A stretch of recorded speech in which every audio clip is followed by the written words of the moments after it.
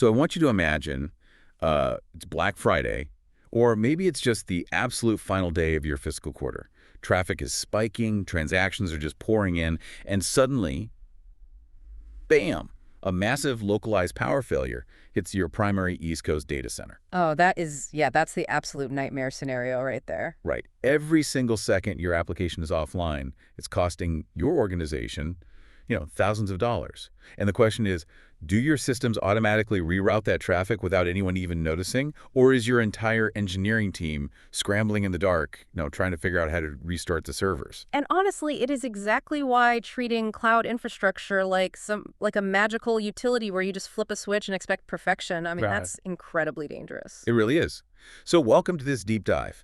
Today we are engineering a highly structured, intensely technical learning guide, and it is focused entirely on your SAP Business Technology Platform, or BTP. Yeah, we're definitely bypassing the high-level, marketing brochures today. Exactly, because if you are building on BTP, you need to understand the hard architectural realities of, well, keeping your applications breathing. And if the absolute worst happens, performing CPR to bring them back from the dead.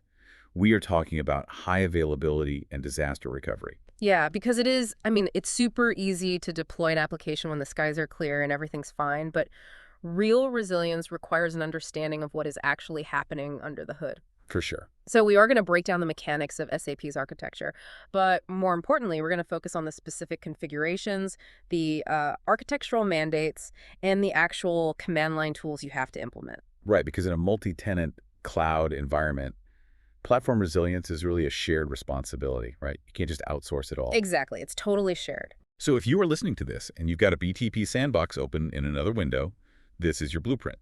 Let's just dive in. To start, we really have to draw a hard line between high availability and disaster recovery.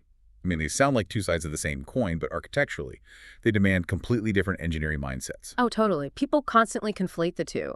High availability, or HA, is an entirely preventative design. Like, it is all about preventing service loss while your systems are actively running. So keeping the lights on. Right. You build in redundancy and failover mechanisms so that if a single component fails, like a server rack or, a network switch, the overall service remains operational with minimal or ideally zero downtime. Disaster recovery, though, DR, is strictly reactive. This is the catastrophic scenario. Yes. The failure was so massive that your redundant systems were just completely overwhelmed and the service actually went down. DR relies on backups and data replication to restore operations, from the ashes. I like to think of it like an aviation analogy for the listener. HA is like flying a multi-engine plane. If one engine fails, the system automatically compensates, you keep flying, and maybe the passengers don't even spill their coffee. That's a really good way to put it. Right. But DR is the parachute and the rescue team. The plane has already gone down, and DR is the process of surviving the crash and getting extracted. Exactly. HA is keeping the car on the road when you blow a tire, and DR is calling the tow truck after you wrap the car around a telephone pole. Wow, okay, bit more violent, but very accurate. And when we talk about calling that tow truck, we have to deal with the service level agreements, the SLAs, that basically dictate that entire rescue operation. Right, the SLA alphabet soup. Yes, the alphabet soup. So you've got availability, which is straightforward, right? Your operational uptime percentage, like 99.9% or whatever. But the two metrics that actually dictate your disaster response architecture are RTO and RPO. Recovery time objective and recovery point objective. And honestly, you absolutely cannot design a resilient system without defining these first. Let's break those down. So the recovery time objective, RTO, is essentially a stopwatch that starts the exact second your system crashes. It defines the absolute maximum amount of time your business stakeholders will allow the rescue team to take to restore normal operations. Okay, so if your RTO is 4 hours, your architecture has to be capable of a full restore in 3 hours and 59 minutes, basically. Right. You have to beat the clock. And then RPO, the recovery point objective, is basically like a time machine for your data, right? It measures how much data loss your company can legally or financially tolerate. That's exactly it. If your RPO is 5 minutes, the system guarantees that in the event of a total catastrophic failure, you will lose no more than the last 5 minutes of recorded data. Because everything before that 5-minute mark is safely backed up. Safely backed up and secured. Right. So for anyone actively building an SAP project right now, here is your first action item. Define your exact RTO and RPO metrics with your business stakeholders today. Step 1.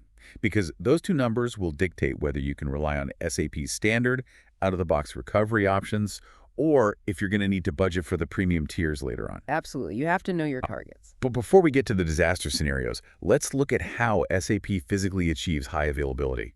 Like, how do they keep the car on the road in the first place? Well, it all comes down to the physical geography of the data centers. Mm. SAP operates in regions and availability zones. A region is a broad geographical location like US East or Europe Central. And these are hosted by SAP or the hyperscalers, right? Yeah, exactly. Either SAP's proprietary data centers or increasingly hyperscaler partners, AWS, Azure, Google Cloud, Alibaba. But a region is really just a boundary on a map. The actual physical hardware lives in the availability zones, the AZs. And an AZ isn't just like a different floor in the same building. Oh no, far from it. An availability zone is a highly isolated, totally distinct physical location within that region.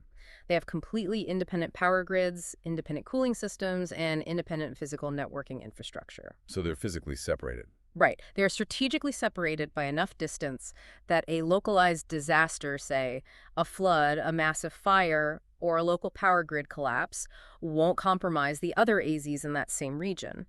But they are still close enough to be connected by massive, high-bandwidth, extremely low-latency fiber optic links. Okay, so how does BTP actually leverage that multi-AZ architecture to give us high availability?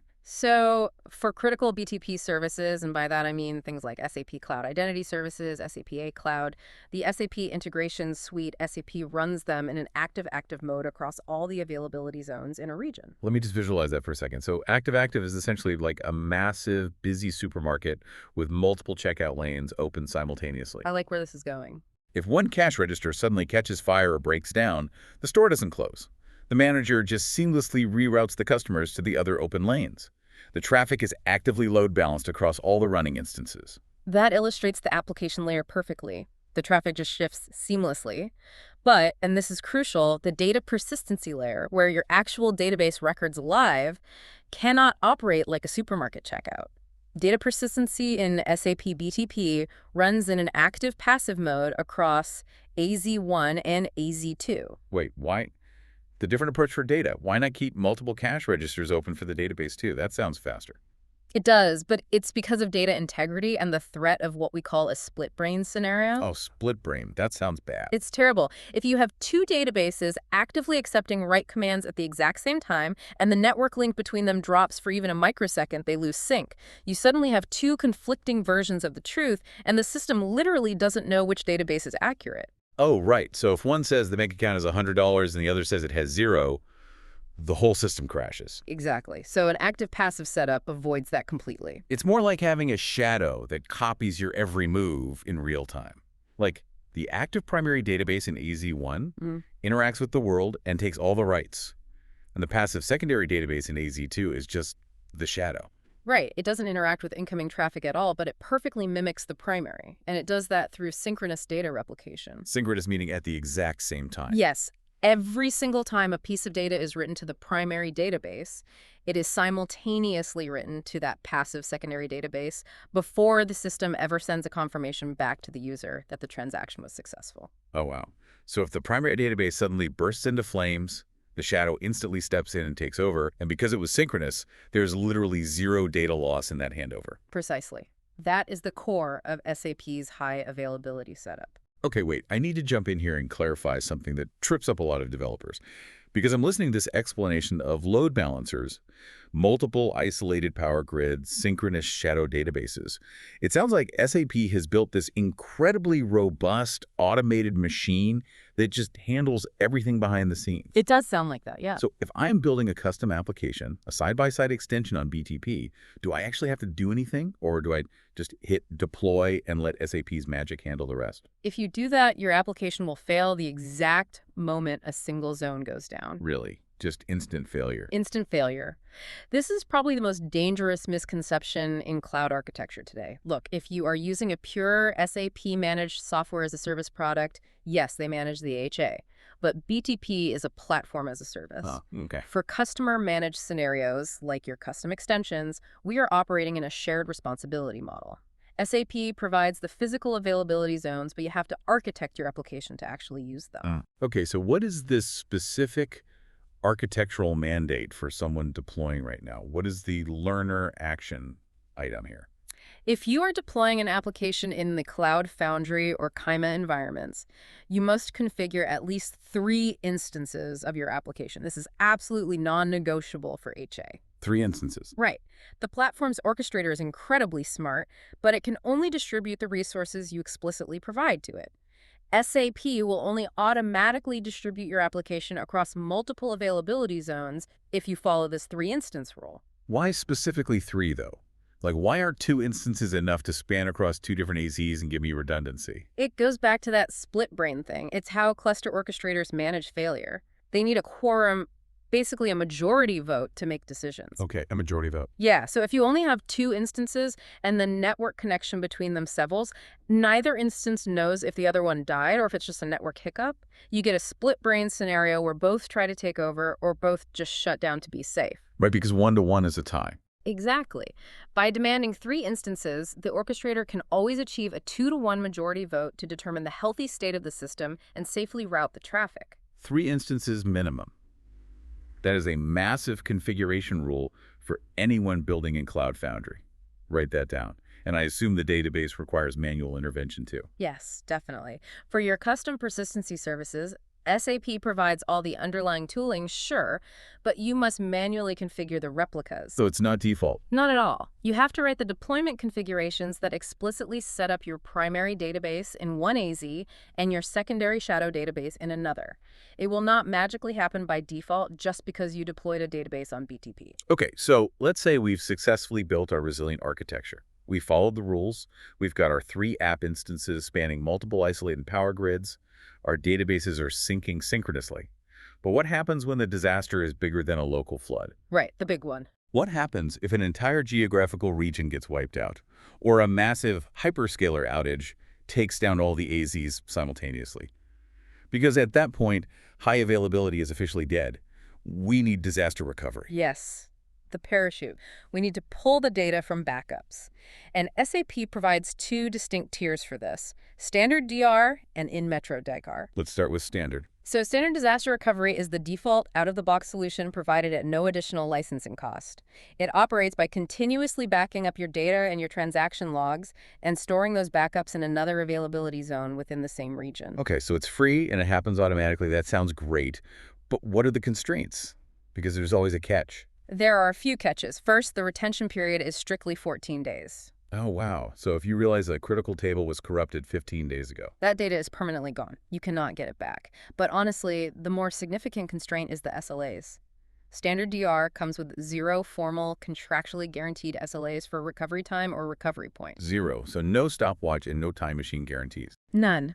The legal framework is that SAP will use, quote, best commercially reasonable effort, unquote, to restore your affected services. I mean, in enterprise terms, that just means you are in a queue. Exactly. You will get your systems back, but during a massive regional outage, it might take a considerable amount of time. Yeah. And there's absolutely no guarantee on how much data you might have lost in the immediate minutes preceding the crash. Yeah, and if you are running a mission-critical financial application, best commercially reasonable effort is not going to satisfy your board of directors.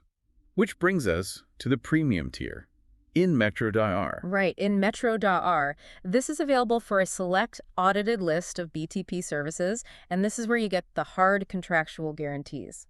If you are subscribed to this tier, SAP commits to a 5-minute RPO, meaning a maximum of 5 minutes of data loss, and a 2-hour RTO, meaning your operations will be fully restored within 2 hours. That's a huge difference. Oh, yeah. And they also rigorously test this failover process every 12 months just to prove the compliance. But there is a massive architectural limitation to in-metro DR that developers really need to be aware of. It is geographically constrained, isn't it? It is.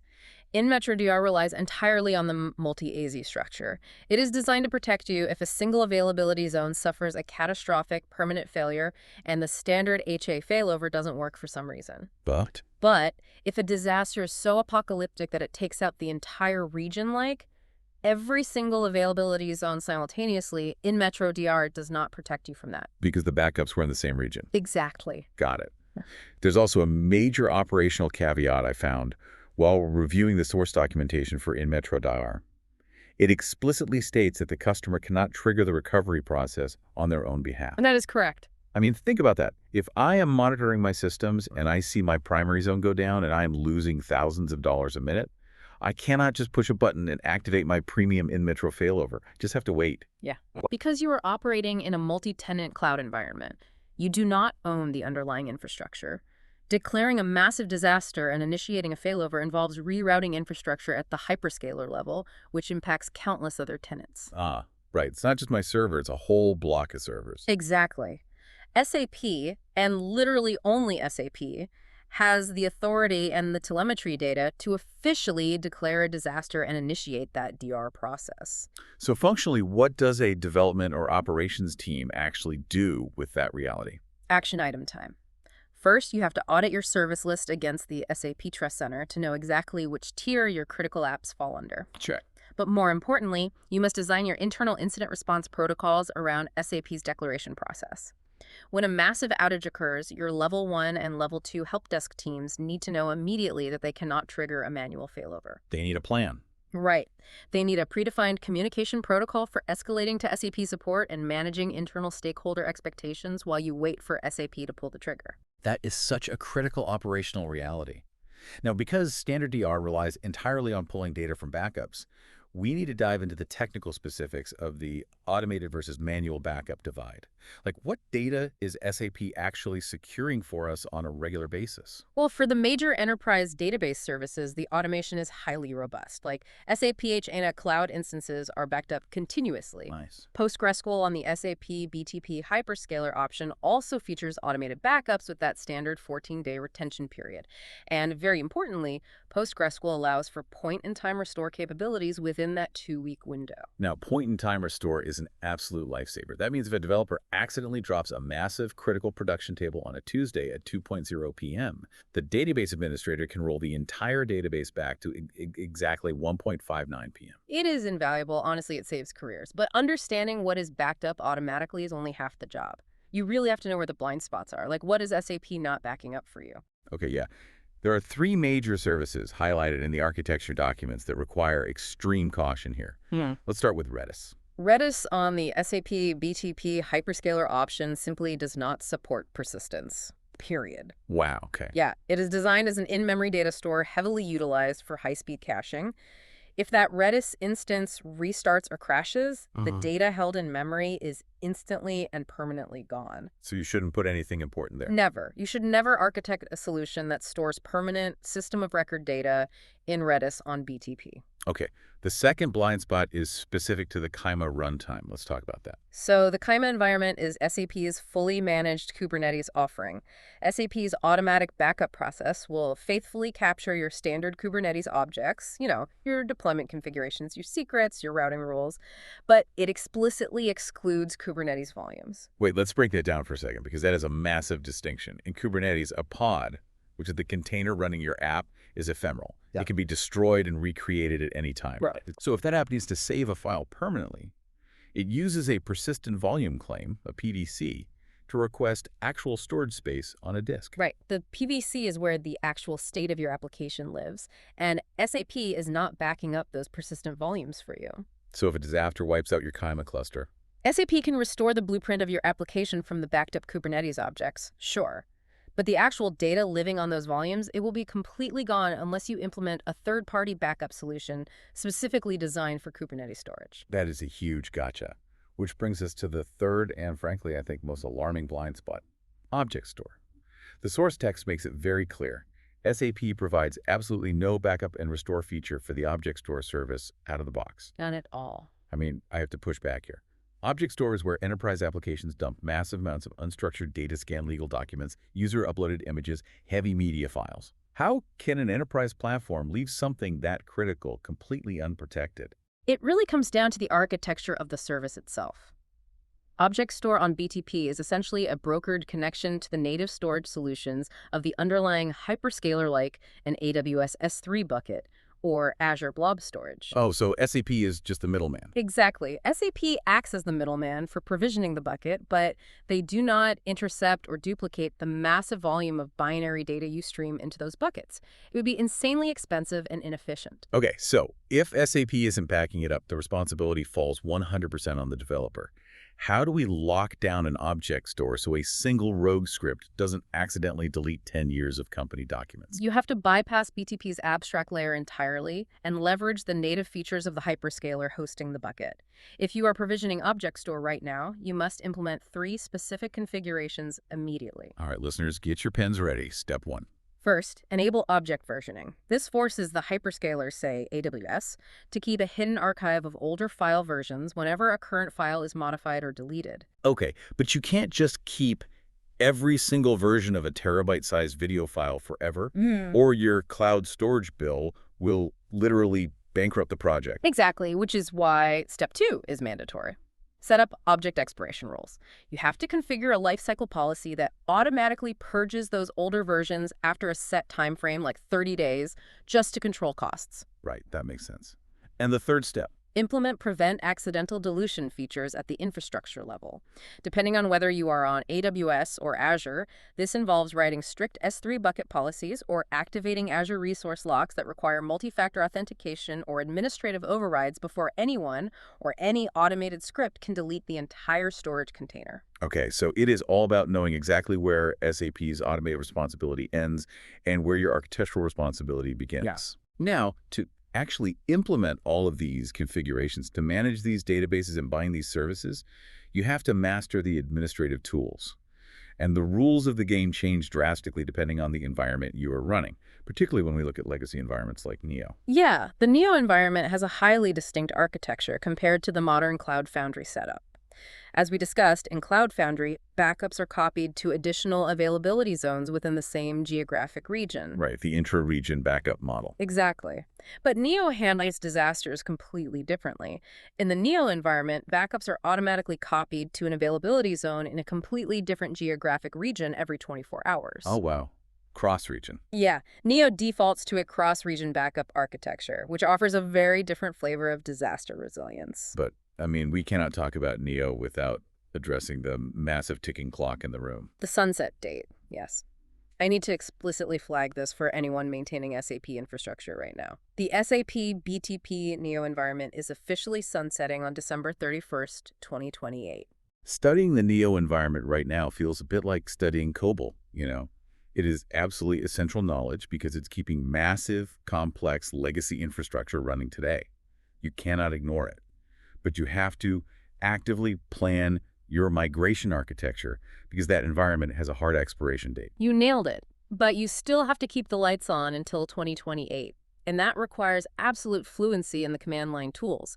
You need to move beyond the graphical BTP cockpit and master the SAP BTP command line interface, the BTP CLI, as well as the specialized Neo console client. Okay, so what are the specific commands and configurations a developer needs to practice in their sandbox environment today? Let's give them some action items. First, a really basic quality of life configuration. Enable command auto-completion in your terminal. Oh, always. It sounds minor, but it will save you hours of typing and prevent syntax errors during stressful deployments. Second, and honestly much more importantly, from an architectural standpoint, you must practice changing the CLI output formats from default text to JSON. Why is JSON output so critical here? Why not just read the text? Because modern cloud operations rely heavily on continuous integration and continuous deployment, or CI/CD pipelines. If you write an automation script to check the status of a database, that script cannot easily read a pretty human-readable ASCII table outputted by the terminal. Right, scripts don't have eyes. Exactly. It needs a structured data format. JSON provides predictable key-value pairs that your CI/CD robots can parse, evaluate, and act upon programmatically. That is how you build true automation. And for the legacy systems, what specific Neo console commands are completely mandatory? You need to be fluent in OpenDB Tunnel, which allows you to securely connect your local SQL developer tools to your cloud-based databases through encrypted channels. Okay, OpenDB Tunnel. Got it. You need to understand BindDB to attach those databases to your running applications. And for deployment and lifecycle management, you must master deploy meta for pushing your multi-target applications and start DB HANA for managing the state of your legacy AHNA instances. All right, let's try to pull all this together. If there is one central theme to this deep dive, one core takeaway you need to bring back to your development team tomorrow, it is that platform resilience on SAP BTP is not a managed service. It is a shared responsibility model. Without a doubt. SAP provides an incredibly robust physical foundation. I mean, they build the isolated availability zones, they manage the synchronous database replications for their managed services, and they handle the automated standard DR backups. But they are not going to architect your custom application for you. You are responsible for enforcing the three-instance rule in Cloud Foundry to establish quorum. You are responsible for configuring versioning and lifecycle rules on your object stores so you don't lose a decade of enterprise documents. And you are responsible for defining the RTO and RPO metrics that dictate your entire disaster survival strategy. Understanding the theory of high availability is just completely useless if you don't actually implement the configurations. Which leaves us with a final thought to mull over. Buried in the source material regarding SAP's testing protocols is a brief mention of something called chaos days. Oh, I love chaos days. Right. These are regular, highly scheduled operations where SAP's own engineers intentionally break their internal systems. They simulate massive network failures, they sever database connections, just to empirically prove that their high availability architecture actually works. It is such a brilliant, aggressive engineering philosophy. You don't wait for a disaster to hit your data center. You create micro-disasters constantly to immunize the system. And it begs a really serious question for you as a developer. Does striving for 100% uptime in your testing environments actually create a false sense of security? That's a great question. If SAP intentionally destroys their own architecture to guarantee resilience, shouldn't you be engineering your application code to assume that failure is a constant state of being, rather than treating a crashed server as some rare exception? You absolutely should. The ultimate test of your BTP configuration isn't if it runs perfectly on a quiet Tuesday. It's how beautifully your architecture survives when a zone intentionally goes dark. Just something to think about the next time you open your CLI and hit deploy.